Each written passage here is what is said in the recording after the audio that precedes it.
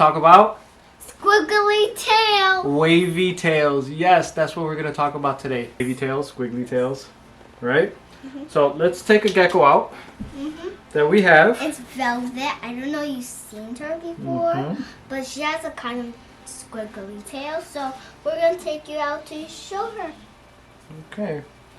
So squiggly tails, that's a normal thing, especially for baby geckos. Yes. So what happens is they get growth spurts. So this one, we know it comes from a high-end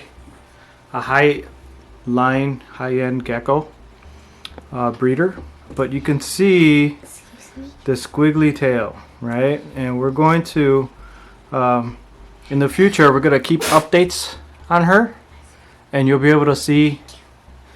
You're gonna see how this squiggly tail, she's gonna grow out of this squiggly tail. This is not the first time that we've had a gecko with a squiggly tail. Typically, that's not anything bad. A lot of people always worry about metabolic bone disease, but that's really rare occasion. A lot of times, for that to happen, you'll see like the joints swollen up. You'll see rubbery mouth parts when they're eating their crickets. It looks like they're gumming their food. You'll see a lot of just abnormalities in the back, but this gecko doesn't have that. All it has is just a growth spurt, and I'll show you what you can do to take care of a gecko with a squiggly tail.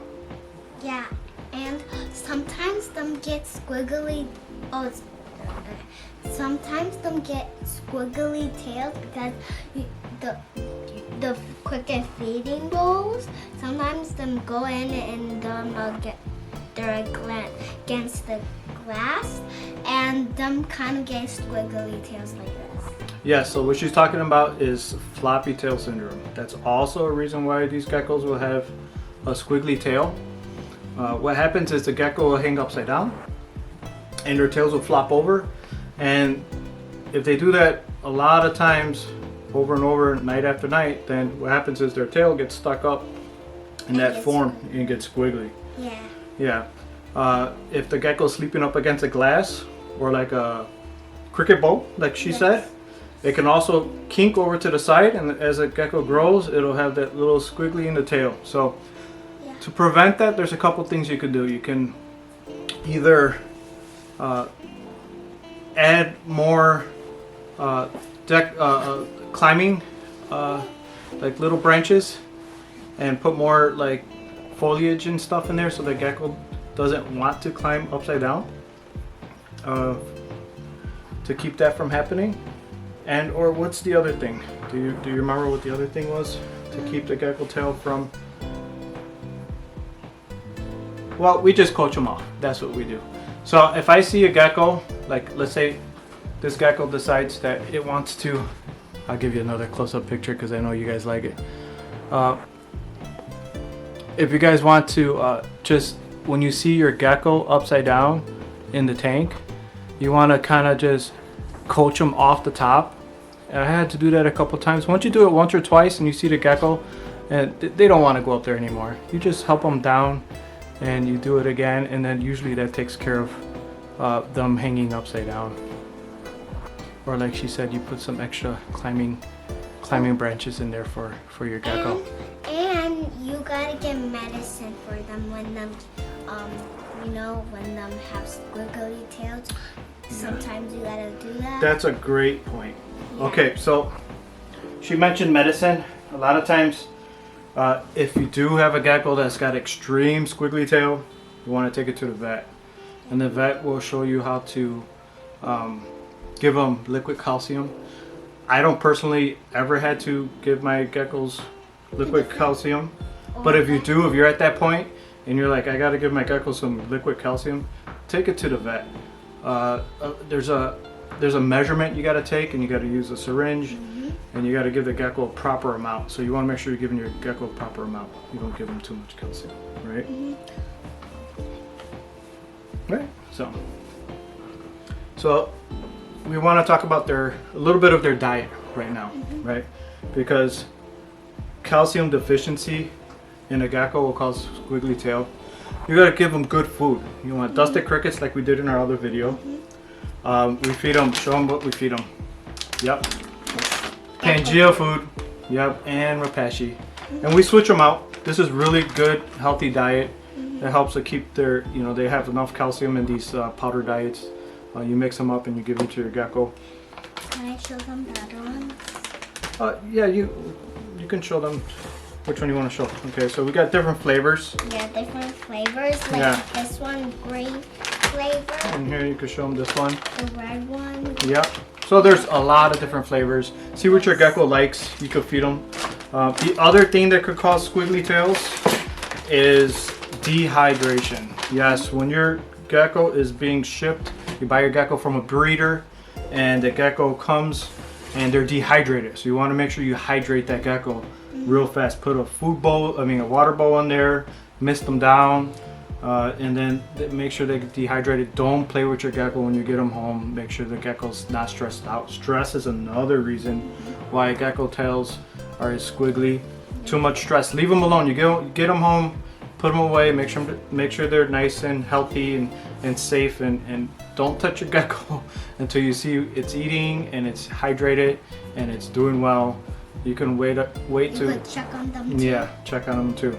The other thing we do here too is squiggly tails. You can put get like a little bowl, one of these little bowls, and I put calcium in there, and then I put it directly into the tank, and they can lick that. And the geckos like to lick the calcium right from these bowls. It's really good. Yep, exactly.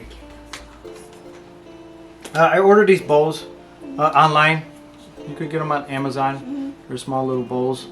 Or if you're ordering the Pangea food or Reptiles on their website, they have these bowls. They're available. You can get them in big packs, so you can get those. And sometimes you gotta feed them all day because of them don't have food like us. We're gonna be starved. Yeah. Now, last thing that you can do is UVB. A lot of people say you don't need UVB for gargoyle geckos. If you have squiggly tails, UVB is great. You know, calcium, UVB. Medicine. If you're using UVB lights, make sure the lights don't heat up and burn your gecko. If it's too close to your gecko, they'll blind your eyes. They can blind their eyes and they can overheat. These geckos really don't do well over, I would say, 80 degrees, and these lights can get really hot. LED lights, they don't get as hot, but just make sure you check them. Make sure that the tank is not getting too hot if you're going to use UVB lights, and it's a good thing. I've seen a lot of our geckos hang out in front of and underneath the UVB lights when we provide that for them, and they really like it a lot. And you can't starve them all the time, so you can't check on them all day. Or you'll starve them a lot if you check on them every week. You can't do that, only once in a day. Yeah. So what she's talking about is if they got squiggly tails and you can overhandle these geckos and stress them out and cause the tails to get a little squiggly. So just make sure you're monitoring your gecko. Make sure they got UVB. Make sure they have a great diet. There should be plenty of hydration. Yeah, plenty of hydration. If your squiggly tail is still present after all these healthy things you're doing for your gecko, then you definitely need to call a vet and have them look at your gecko. Rare when it's a parasite, and it's super rare when it's metabolic bone disease, which is something that's really severe and disfiguring for our geckos, right? Thank you so much for watching us at NCG Reptiles. Hit the subscribe button. Hit the subscribe button. Thank you so much. We enjoy making these videos, and we hope to bring you a lot more videos in the future. Thank you for watching again. Thank you, thank you, thank you. NCG Reptiles. What was that? NCG Reptiles. Again, what was that? NCG Reptiles.